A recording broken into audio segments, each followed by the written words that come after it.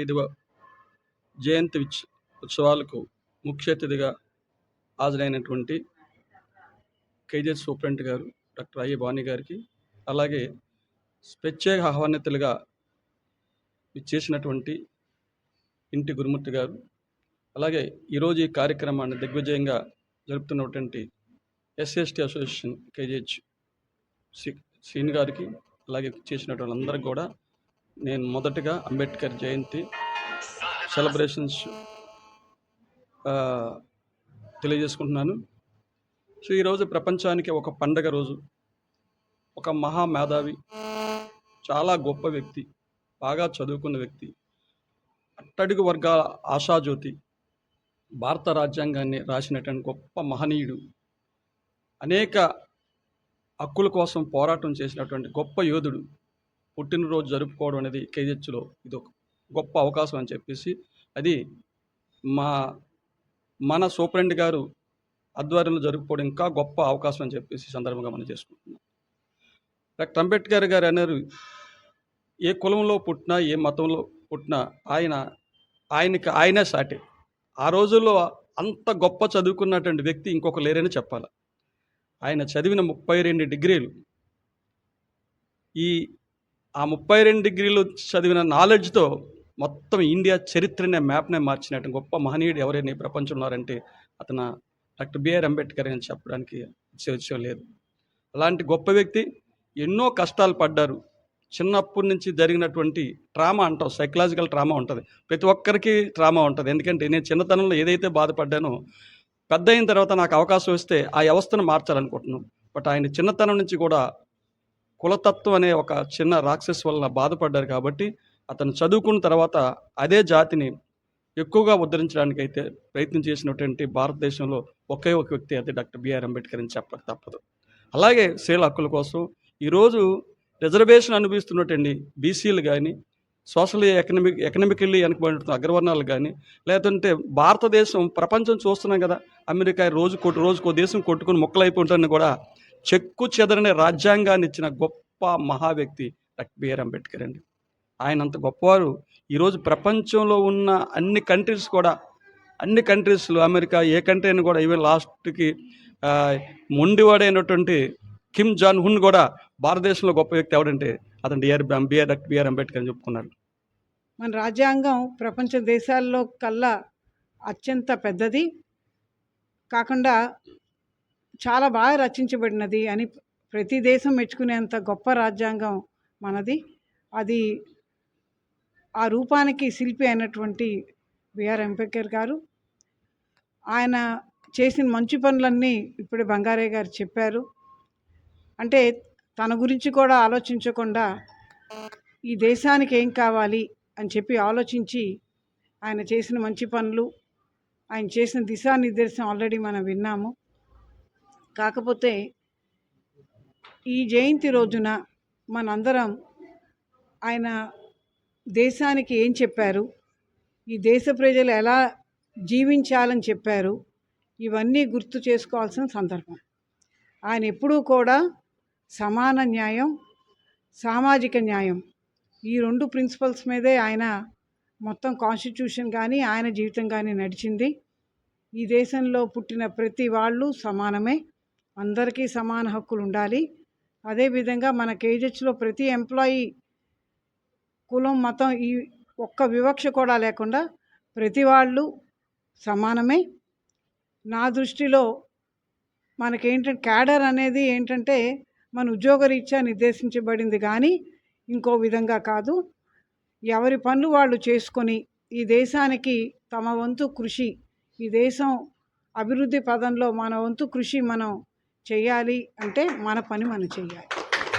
మన పని మన నిజాయితీగా నిబద్ధతతో చేస్తే మన దేశం ప్రగతి కోసం ఎంతో కొంత మన కాంట్రిబ్యూషన్ ఇచ్చిన వాళ్ళం అవుతాం. అదే అంబేద్కర్ గారు చెప్పింది. మన పని చెయ్యండి, సామాజిక న్యాయం ఉండాలి. మన రాజ్యాంగంలో చూస్తే ఏంటంటే ఫండమెంటల్ రైట్స్ ప్రతి వాళ్ళకి ఒకటే, freedom of speech, freedom of religion, freedom of place, అన్ని రైట్స్ అందరికీ సమానమే. సో దానికి కులం కానీ అలాగా ధనవంతులు పేద ఇలాంటివి ఏ వివక్ష లేదు. దాంతోపాటు మన ఫండమెంటల్ రెస్పాన్సిబిలిటీస్ కూడా ఉన్నాయి. ఈ దేశానికి ఎంతో కొంత మన వంతు చేయాలని. ఈ రోజున ఆయన ఆశయాలకు మనం నిలబడి ఉంటామని, అంత గొప్ప మనిషి ఈ దేశంలో పుట్టినందుకు మనం చాలా గర్వపడాలి. ఆయన ఆశయాలకు అనుగుణంగా మన ప్రవర్తన ఉంటుందని మనం ఒకసారి మనందరం ప్రతిజ్ఞ చేసుకుంటూ, ఈ అవకాశం నాకు భగవంతుడు ఇచ్చిన అవకాశంలాగా అనిపించింది. ఇంత ముందు ఏడాది ఇదే నేను మామూలుగా ఆడియన్స్లో ఉన్నాను. ఈ రోజున సూపరింటెండెంట్ హోదాలో ఈ జయంతి సందర్భంగా నేను గెస్ట్గా ఉండడం చాలా ఆనందంగా అనిపిస్తుంది. అందరికీ శుభాకాంక్షలు. ఆయన చెప్పిన నడవడికలో మనందరం నడుచుకుందామని మరొకసారి అందరికీ వినవించుకుంటూ సెలవు. ఎంతైనా సరే ప్రపంచంలో ప్రఖ్యాతిగాదిన వ్యక్తి ఎవరంటే అంబేద్కర్ గారే. ఈ రాజ్యాంగాన్ని కూడా రాయడానికి కూడా అంబేద్కర్ని చిన్నతనం నుండి అస్పృశ్యత చాలా అనుభవించారు, చాలా బాధలు పడ్డారు. దాన్ని అనుగుణంగా తీసుకొని ఇలాగే చదువుకోవాలని కృతనిశ్చయంతో అతను చదువుకున్నాడు. ఆయన పేదరికాన్ని కూడా ఎంతో భరించారు. మిత్రుడు చెప్పినట్టుగాను చాలా స్ట్రగుల్ అయ్యారు.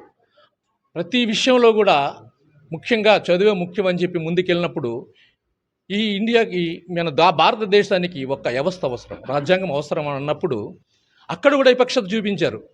కమిటీలో పెట్టడానికి కూడాను విపక్షత చూపించి ఆ ఫారిన్ కంట్రీకి వెళ్ళి కమిటీ నంబర్ని సెలెక్ట్ చేసినప్పుడు కూడా అంబేద్కర్ గారి ప్రస్తావన తీసుకురాకపోతే లండన్లో వాళ్ళే మీ వ్యక్తిని ఇక్కడికి వచ్చారయ్యా మీరు, కానీ అంబేద్కర్ అన్న వ్యక్తి మహా మేధావి, ఆయన్ని ముందు కమిటీ సభ్యుల్లో చేర్చుకొని ఆయన గైడెన్స్ తీసుకోమని చెప్పితే వాళ్ళు వచ్చి ఇక్కడికి వచ్చి కమిటీలో ఆయన పెట్టారు.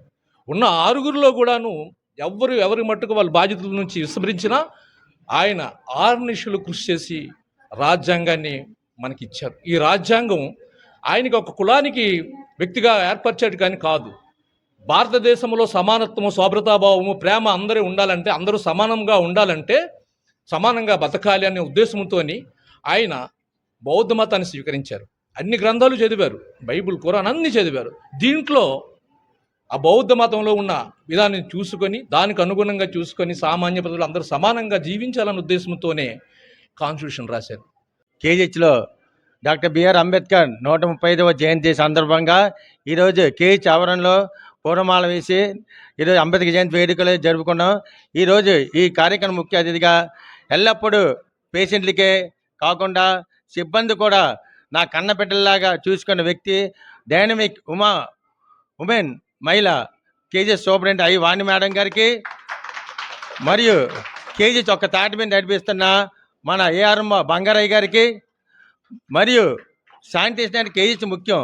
ప్రతి విషయంలో ఎంప్లాయీ డ్యూటీకి వెళ్ళారా లేదా అని ముందు ప్రతి విషయంలో కూడా మన సార్జెంట్ గోవిందరావు గారికి, మరియు ఈరోజు కేజీహెచ్లో ఒకటే మేడం గారు చెప్పాం, మేడం గారు ఇది అంబేద్కర్ జయంతి సందర్భంగా ఏదో సేవా కార్యక్రమం చేయాలనుకుంటున్నాం మేడం, అది ఏం చేయాలంటే మీరు సలహా ఉన్న మేడం అంటే, మేడం ఒక మంచి ఆలోచన, ఒక అడ్వైజ్ ఇచ్చారు.